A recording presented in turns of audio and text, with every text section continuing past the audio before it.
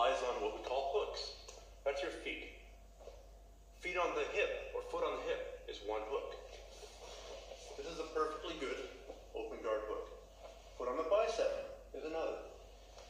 Double foot on the bicep is another. Wrapping the leg around the arm, that's another hook. Using my instep behind his knee, even if he's standing up. Here, that would be an example of an open guard hook.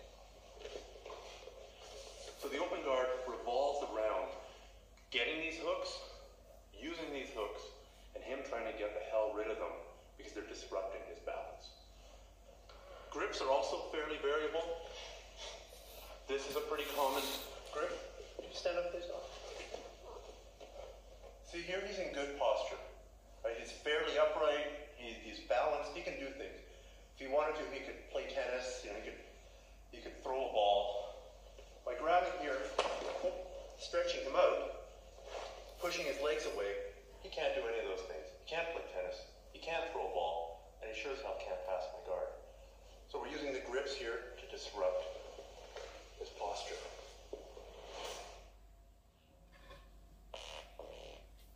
Now we're going to talk about being on the top of someone's open guard. It's a really diverse position, but I'm going to try and give you some general pointers that you should keep in mind when you're in this position. If Don has me in his open guard, I should really not end up in the position that I tried to put him in. Pull me forward, raise my posture. This is not a good posture. You have to ask yourself, could I move? So I like, if I'm standing, hips down, back fairly straight, and here. Let go, please. From here, I can move around. It's basically a crouch. My back is straight, not necessarily straight upright, but it's straight. We're here, we're here. Then the game becomes removing the various hooks and grips. So you got to figure out ways to do that. Even moving his foot 1 inch or 2 inches. He was winning here, now I'm winning. Grab his foot on my bicep, please. He's got me hung out like a scarecrow. If I come down and I use my knee to knock that off, now I've removed that hook, I've just gained a slight advantage. If I'm here and he grabs my heel, grab my heel please. If I kick it forward and loop it out, now I'm doing all right.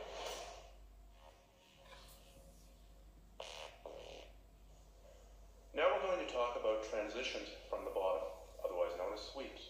Most of these I'm going to show against the standing opponent. The open guard works against standing opponents and kneeling opponents. But the reason I'm showing mostly standing is because, generally speaking, when you have your closed guard and your opponent stands up, you should probably open your legs. So then you need some options. You don't want to panic just because he stood up and now you don't have any options. Here's some options. So we're here, I'm going to start, for the sake of argument, in closed guard. He's going to stand up. I'm going to open my legs and put my feet on his hips.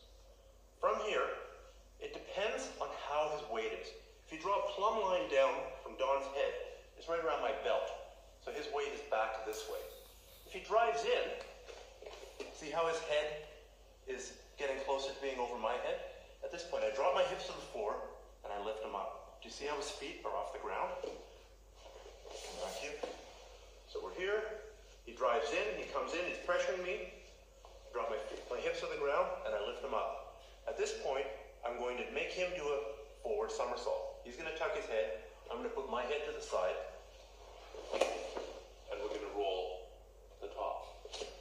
My feet are clamped on his hips, like a monkey climbing a tree. So, I'm going to come with him. We're here.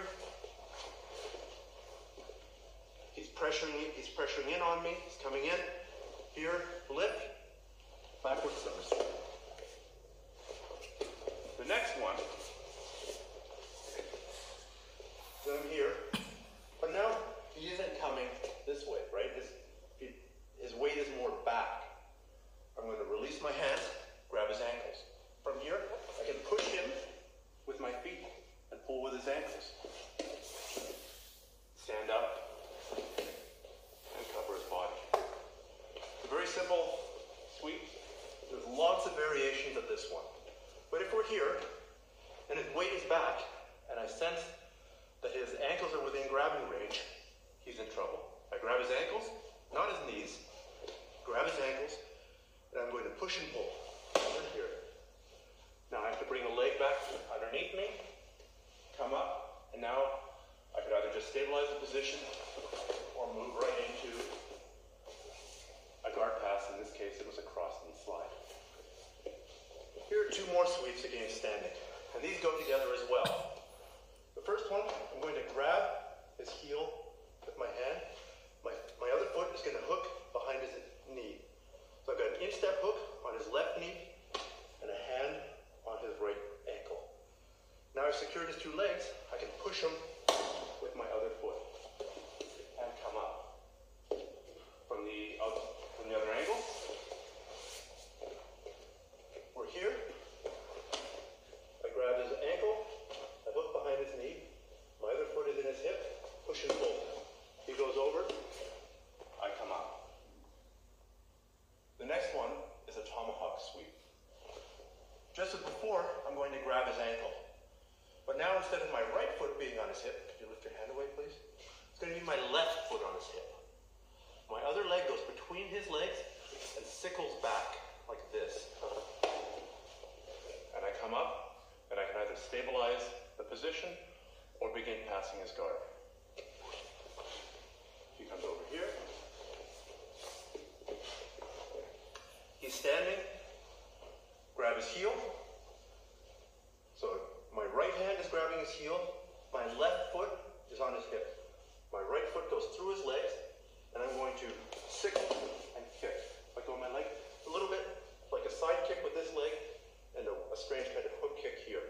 Stand up again, please. There. That looks like a strange sweep, but it's maybe the most powerful of the four sweeps I've shown you so far. I want to give you a couple more examples of transitions from the bottom. I'm going to show you one of my personal favorite sweeps, and it's a very, very powerful sweep. One that you would do mostly on a kneeling opponent. Don, kneel here, please. I'm going to take my arm and secure the underhook. I'm sitting in a butterfly guard. That means my insteps are on the inside of his leg. We're here. Come underneath here, hold him tight. Control just above the elbow. From here, I'm going to throw my head sideways. And I'm going to lift with this leg and then secure a variation of side jump. So showing that from this angle, come over here, please, Don. I'm going to get the underhook here. I'm going to throw myself sideways and lift. Kick out here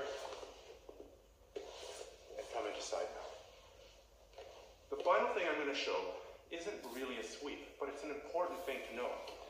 Come here, please.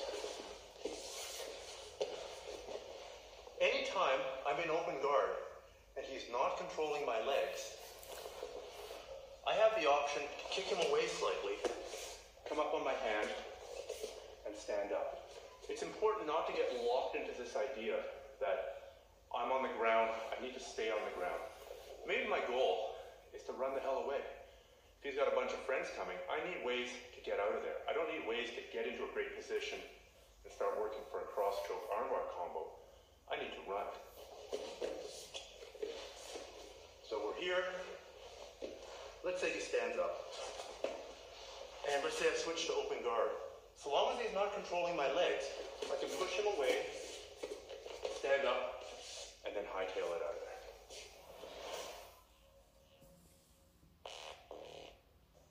Two good basic guard passes that you might want to work from here are the same leg toss that we worked before.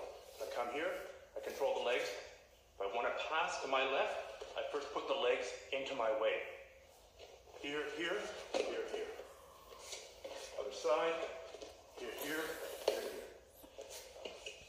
Another option that I like isn't really a guard pass per se, but you are moving up the hierarchy of position. I'm going to control his feet.